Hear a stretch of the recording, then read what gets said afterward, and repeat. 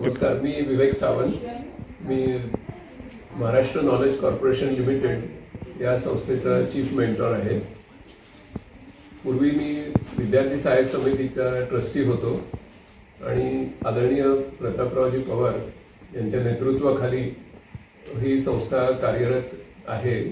तिच्यामध्ये काही काळ एक कार्यकर्त्याच्या स्वरूपात काम करण्याची मला सुवर्ण संधी मिळाली.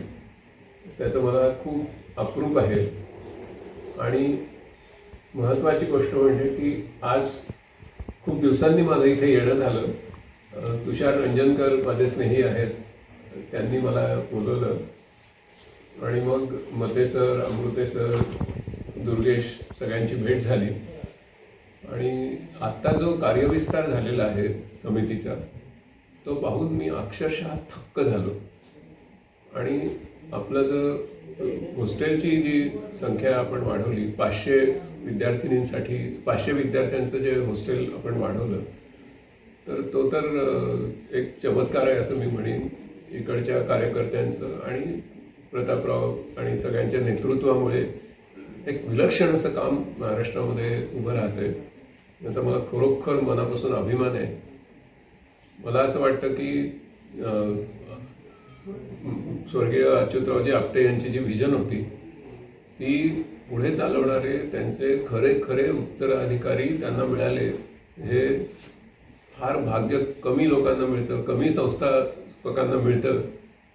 तर ते अच्युतरावांच्या एकंदर जी संस्कृती या संस्थेमध्ये त्यांनी रुजवली त्याचंच फळ आहे असं मी समजतो.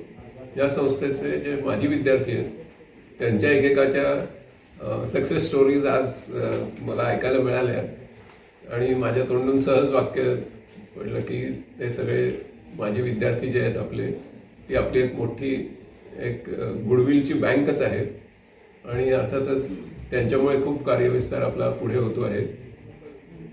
एक अतिशय अभिमानास्पद गोष्ट जी लक्षात आली आज ती म्हणजे श्रीयुत मकरंद फडके यांच्या नेतृत्वामुळे अमेरिकेमध्ये आपल्या कामाचा खूप मोठा विस्तार झालेला आहे. अमेरिकेमधून आपल्याला खूप मोठ्या प्रमाणामध्ये मदत, मार्गदर्शन, कार्यविस्ताराच्या नव्या कक्षा आणि दिशा आपल्याला सापडत आहेत.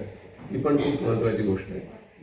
अक्षय पात्र या संस्थेबरोबर सुद्धा आपलं जे सहकार्य चालू आहे त्याच्यामुळे सुद्धा एक मोठा सामाजिक प्रकल्प आपल्या क्षेत्रामध्ये उभा राहिला.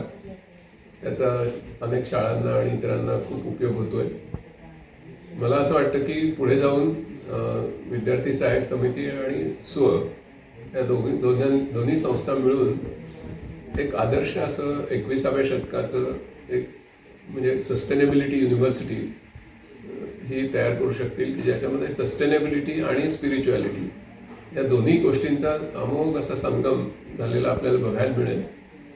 आणि जर आपल्याला एक आत्मनिर्भर आणि विकसित भारत तयार करायचा असेल तर खरं अशा संस्थांनी पुढे येऊन 21व्या शतकाची विद्यापीठं स्थापन करणं ही एक योग्य दिशा ठरू शकेल.